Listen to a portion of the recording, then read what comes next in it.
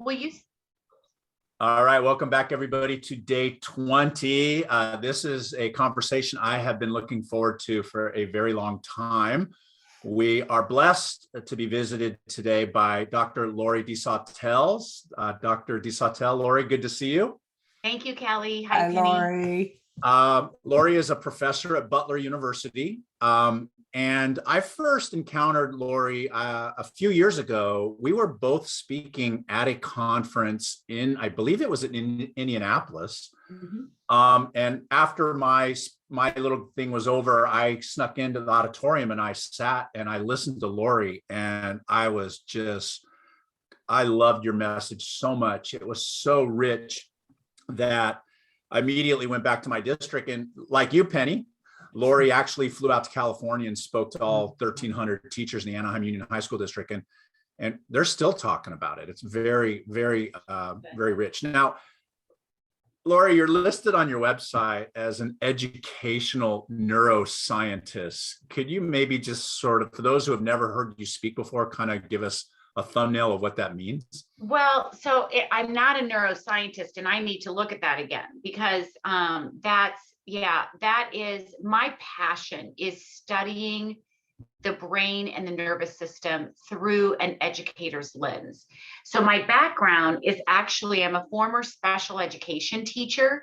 I taught children with the classification or ruling of emotionally disturbed, behavior disordered. And then I'm also a former school counselor. And then I worked on the adolescent psychiatric unit at a large hospital here in Indianapolis, kind of as a school liaison, bridging families that were really struggling with children, older children and adolescents that had been hospitalized for anxiety, depression, just some really significant mental and emotional health challenges. So, and then that took me into my doctoral work, which is really looking at through the lens of positive psychology and looking at the thoughts and the feelings and the sensations that we experience when there's adversity, when, good things are happening. And so I really focused on middle school at that time. And so now at Butler, my mentor, and I have several, Dr. Judy Willis really took me with her through all of her work about 10 years ago. And then we began to really look at how adversity and trauma impact the developing brain and nervous system of children and youth. Mm-hmm. So that's what I'm doing today. And I'm also back in the classroom. I think, Kelly, you'll remember me saying that. I would have nothing to say to anybody if I weren't in the classroom. Mm-hmm. And so 8 years ago, I asked the university for a course release. And so since that time, 2 days a week, I am co-teaching back in the classroom, K through 12. And for the last year, I've been at a large middle school here in Indianapolis, Belzer Middle School. Actually, Kelly, that was the township that you and I met, Lawrence Township. And so we have about 1,200 7th and 8th graders. And I can share with you, you all know this year in education has not just been pandemic teaching, it's been crisis teaching. And I have never seen a year like this with regard to student dysregulation, teacher dysregulation, staff shortages. It's been, there are no words to describe. I remember even, and that was before the pandemic when we saw one another. Yeah. And let's start with the student side of things. I know your book, Connections Over Complicance. Mm-hmm. You talked a lot about that when you were in Anaheim, and I took a ton of notes, but I remember two things really clearly that really struck me, even though I'd been in the classroom 30 years. And that was kids who are loved at home come to school to learn. Kids who are not loved at home come to school to be loved. And there has to be that adult connection on campus, or that kid is going to be real in trouble. And then the second thing you said was that the kid in your classroom is probably, quote unquote, the least likable, is probably the kid who needs the most love in that classroom. Those two things just really stuck with the teachers in Anaheim. Mm-hmm. Yeah, and I think I would add today, I think every parent, every caregiver is doing their best. And our families and our communities have just really felt the impact before the pandemic. But the pandemic has layered the trauma in our communities and schools. So I would also add today that I think many of our children and our adolescents come to us for felt safety. And when they come in the doors not feeling emotionally safe or feeling connected, you're functioning in regions in the brain that are what we call survival. Those are the survival subcortical midbrain regions. And if you can't access the cortex, if you can't get here behind the eyebrows, then you can't learn well. And for teachers, if we're in survival, or administrators, we don't teach well, we don't lead well. And so it really is, I'm learning every day, and each year, I'm learning how significant that almost building the nest of felt safety is as educators. And, you don't have to be a therapist. And that's something that, we talk about, because I think teachers feel overwhelmed with quote unquote social and emotional learning. But I couldn't agree more, because our good friend Chris Kretcher, who's a therapist, and he always said to me, only this tiny sliver of kids get to see a therapist, but they all have teachers. That's right. And That's I think exactly that the right. teachers who are listening today want to know that when you are in these classrooms, which I just have to give you such kudos for that, because you've stayed in the classroom, is that what does that nest look like in the rooms that you're in? What do teachers need to build to create that? So Penny, it's such a great question. And you're right. It's not that 1 hour of therapeutic one-on-one each week. It's what we call micro moments. There are those moments of connection. It's the way the nest is how you look at a child. The nest is your tone of voice. The nest is your posture and the way you gesture, because all of us in that survival nervous system state are scanning our environments in all moments to see what feels threatening, what feels unfamiliar, what feels, unsafe. So the nest is all about those, we call those touch points. And it's really how you begin a class period. It's your bell work. It's so interesting because we are in education so cognitive heavy. And in the Western part of the world, it's almost like our heads go one way and our bodies go the other. And what I mean by that is that we're not in touch, with how experiences impact us. Like if my heart starts to beat fast, if my hands get sweaty, if my ears are hot, if I can't get a deep breath, my body is talking to me. And we don't listen. And that's why I love Bessel van der Kolk's bestseller. It's the best title of any book ever. And it's called The Body Keeps the Score. Yeah. And, and I want our 5-year-olds, I want our 10-year-olds to listen to their nervous system. And so the nest is all about priming the brain for learning. So it happens in our procedures. It's not adding to the plate. It's being intentional about the way you look at a child. It's being intentional about checking in with your own nervous system. I believe with all my heart and gut and mind that if we as educators were self-aware and we really checked in with our own brain and body state, the discipline challenges that we face would lessen by 50%. And I think it could be more than that. Because behavior management is about the adult. It is not about kids. And that's a hard shift for adults to make. Well, I think it's been missed. Sorry. I remember you saying, that that whole thing about, that a kid is misbehaving, that usually that misbehavior is rooted in some sort of shame or embarrassment or trauma in the child's life. That's exactly right. And now I'm so honored to be working with Dr. Stephen Porges right now at the Polyvagal Institute. And we're just, we're really looking at even like underneath that shame or underneath that sadness or that anxiety is a nervous system that's really dysregulated. And so when you as a child or an adolescent, or even if my therapist would say to me, Lori, your body is working for you. There's nothing, you're not a bad person. You didn't do anything wrong. But when we're told that, it relieves us, it empowers us. And so I want our children to know that the anxiety that they feel is real. It really has become not our nation's, but our world's new learning disability. And I said that, Kelly, when I was in Anaheim. And since the pandemic, statistically, the numbers of our children and youth are just off the chart, according to the Surgeon General's report that came out in early December.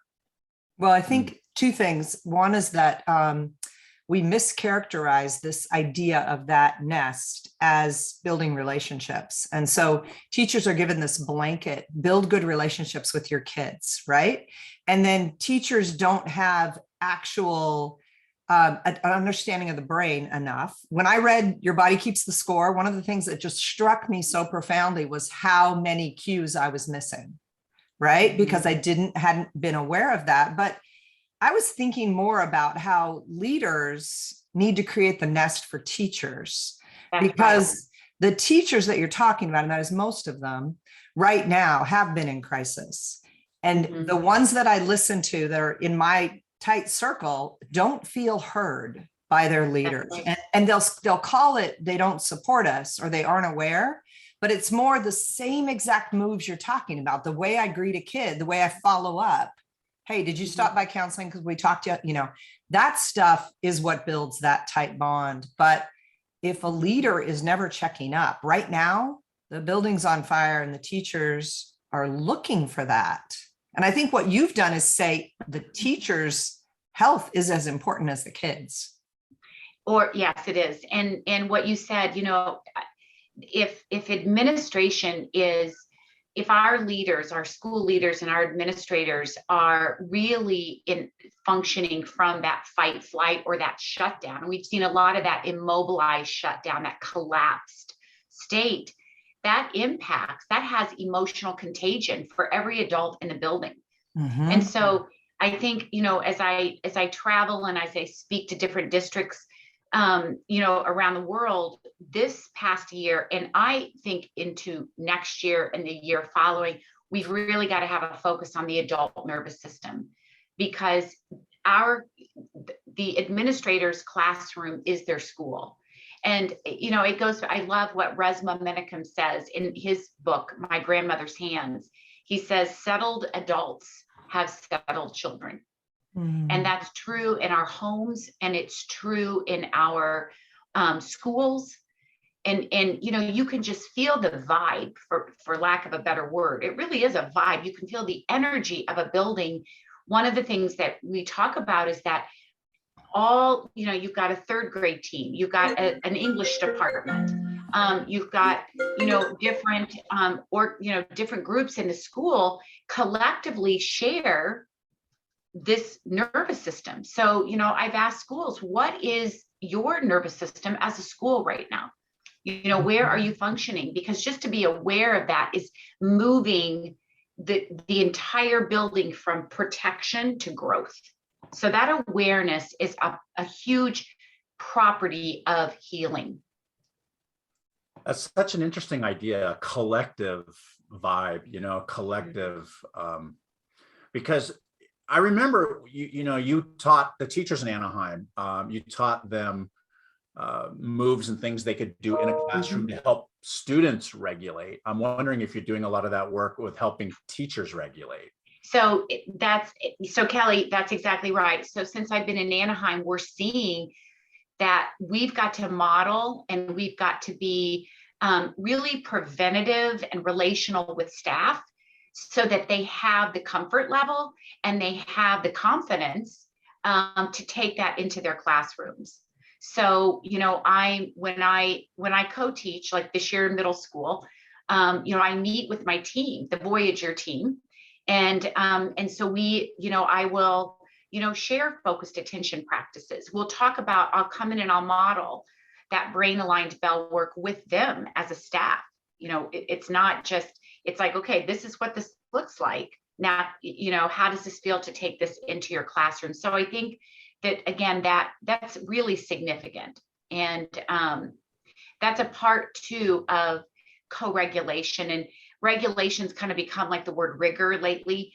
Everyone's talking about regulation, and, that's not the goal. And I want to say that to every teacher who sees all of us talking. The goal is not regulation. The goal is to recognize when you're dysregulated. Mhm. And that's true for me as a mom. It's true for me as a partner in my relationship, as a teacher. This work is not about us just professionally. And I think I said that in Anaheim. We carry in who we are every single day, just like our kids do. We are no different than our students. Yeah, I remember a researcher said the teacher sets the weather in a classroom. And I was always so aware of that. But I'm wondering if this is you're seeing this in your work. There is what we call the Great Resignation among teachers. This year, it's looked like teachers needing long periods of leave. I know because several schools I'm in where they've had people leave for even a month or 2 months and then come back because they simply can't handle the stress of the way it is to teach this year. And so with all of that turnover, there's teams that have lost several members at once. What kinds of work do you imagine, or do you recommend for schools that are facing those kinds of crises? Even leaders are leaving. So yeah, no, it is the Great Resignation, and staff shortages that's a real thing across our country right now. And so, I've been saying this year that I feel the 22-23 school year, and as we move forward, I think COVID has shown a light on our gaps, and we've got some significant gaps systemically in our schools. And I also am grateful that we are seeing those, and that teachers are speaking to the emotional fatigue. And they are, and because the body can take so much, the nervous system can take so much. So I have, when I move into schools, there are lots of differences, and I don't want to generalize what districts look like or schools, but I do feel that when we go within, and I feel that's where we begin to feel that sense of calm, when we as a school are really making an intentional effort to be with one another. That's where we see a change, where we are validating one another, where we are affirming, where we are really listening to one another. Because I am going back to my 10, 12 years ago when I thought about validation, and there's nothing more powerful than being felt and seen and heard. It's true for all of us. And I think that in this crisis time and in this gap time, we've got to really reach out to one another, because I think the solutions are within a building. They're within a district. And not that professional development is not important. I think, we need to always learn, but when it comes down to the real sustainable changes, I think that comes from within, and conversation, and feeling safe enough to have those hard conversations. Because that's something I've heard a lot this year, is that I don't feel safe in my building to really say what I want to say. Well, and I think there's been a lot of changes in schedules. So I know of places where teachers no longer have common meeting time.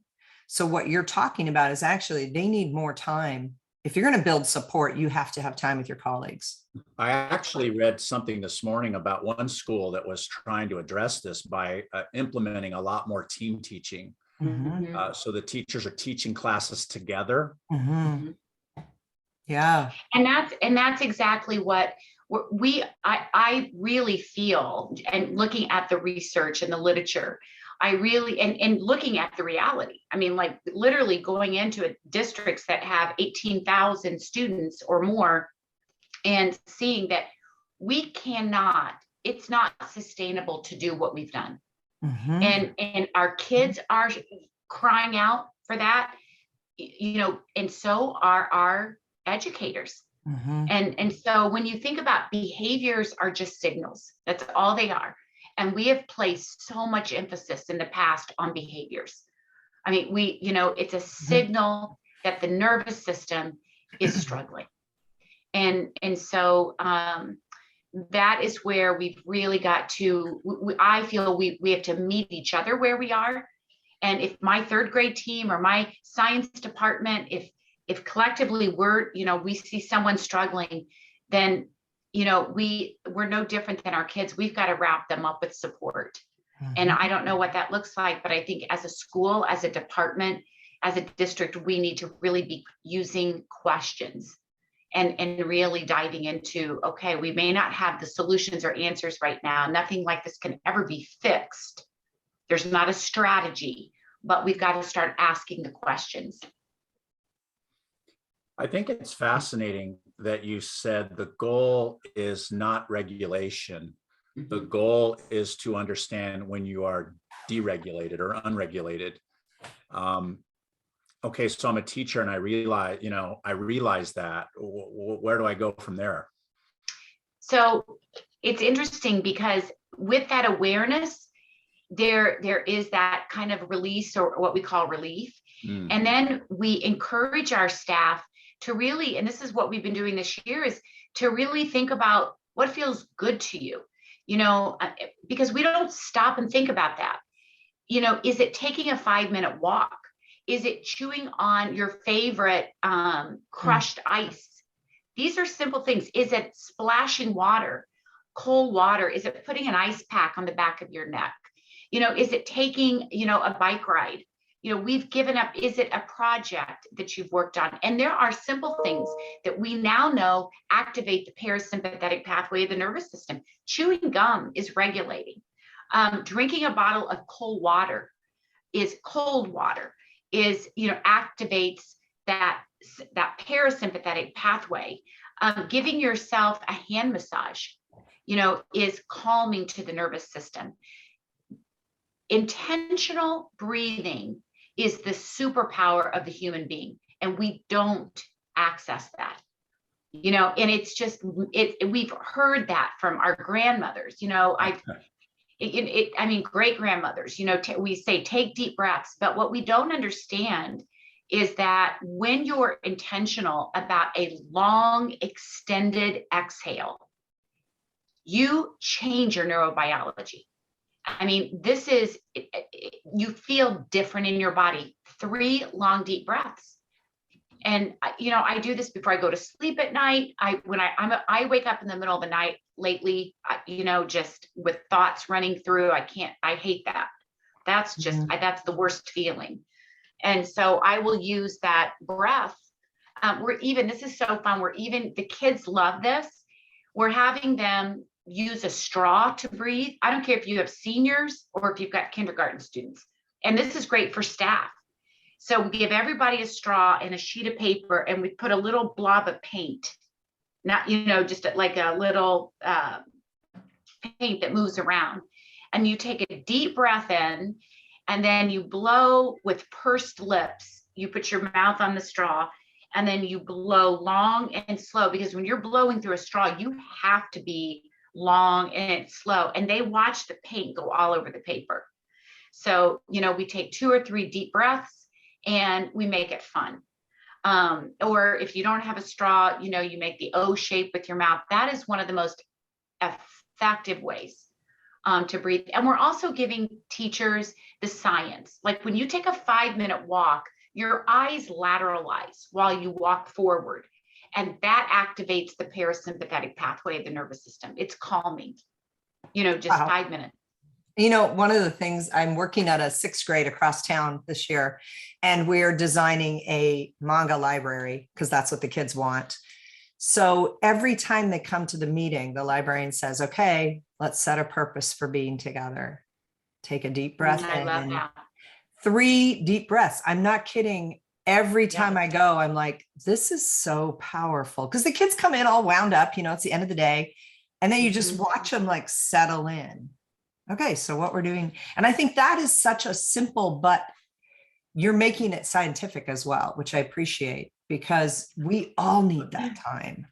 Yeah. And I've learned that for the kids too, when you are intentional about the science, there's buy-in. Thinking about how to take this into your classrooms, we're asking the students in the books and the literature they're reading, what are the nervous system states of the characters? Who's functioning in fight flight in one of your books? Who is regulated and calm? Who is fluctuating all the time? Who lives in their amygdala? Who is shut down and collapsed? And the kids, our 4th graders last year, a huge part of their reading block was integrating the application of brain and body states in, they just love talking about what the state of the character was. So that's really, it was just powerful. Wow. I'm thinking about, that reminds me of your book. I don't know if it's co-written or not. Your book, Unwritten, the story of a living system, in which you argue that, we got to stop treating schools like machines, right? And that they are actually living systems. And I love the fact that you're teaching, it's metacognition. You're teaching 4th graders to recognize, even in literature, when people are, regulated or not. I think it's fascinating.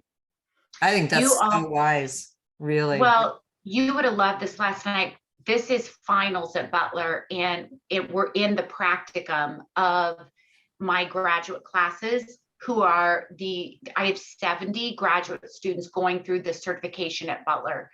One of the practicums last night, she's a reading specialist, and her capstone was integrating applied educational neuroscience through literature and as an English language arts teacher. So, and then the whole class started talking about, well, you could integrate this in any content. You could take historical figures and, and talk about the nervous system. You could do it in math, talking about, how so many of us, become dysregulated because we don't feel confident in solving an algorithm, or, we collapse when we're asked to, do those types of mathematical equations. So, but her emphasis was on literature and integrating this into the curriculum for high school, because oftentimes secondary teachers, there's a little more resistance because, we as secondary teachers are content experts. And we feel that that period of social emotional learning is over and past.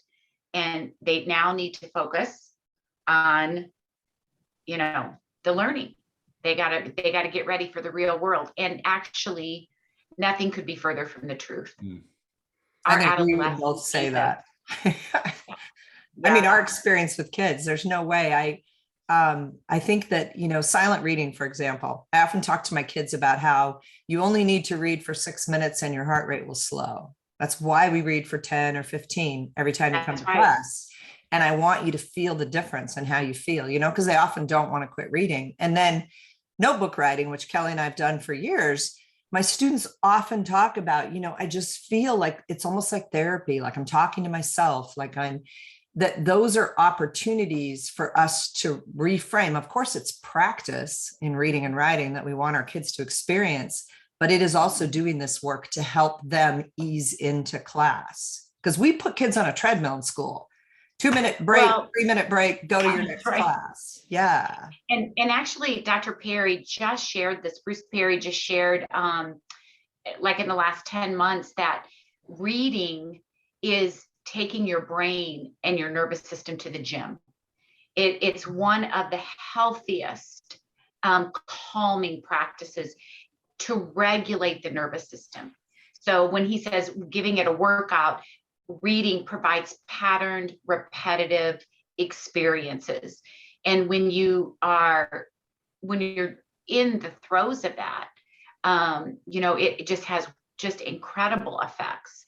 And talking out loud is actually a metacognitive strategy that also impacts the parasympathetic pathway of the nervous system. So it lowers, when I say that, it lowers the heart rate, lowers digestion, or lowers respiration and blood pressure.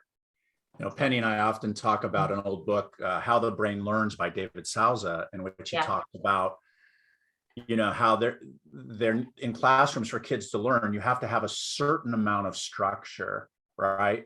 And so when kids come into our class and they know the first 10 minutes is reading, there is something that is just magical. And now, of course, the first week or two, sometimes they're squirrely. You got to kind of get them into that zone. But once you get them into that zone, it is really, really magical. He also says you have to have some level of unpredictability because our brains are novelty seekers and you can't have the same old thing every single day. But I just really, really love that idea. Well, the predictability is going to be very, very important as we move into this next school year. And it always is important, but it's going to be extremely important as we, think about building the nest for our staff and our students. Well, we want to be respectful of your time. I would like to talk for another 7 hours, but we know how busy you are. And I just want to say, one of the things we've been hearing is, discipline in the classroom is really a harder thing now. Kids are really stressed.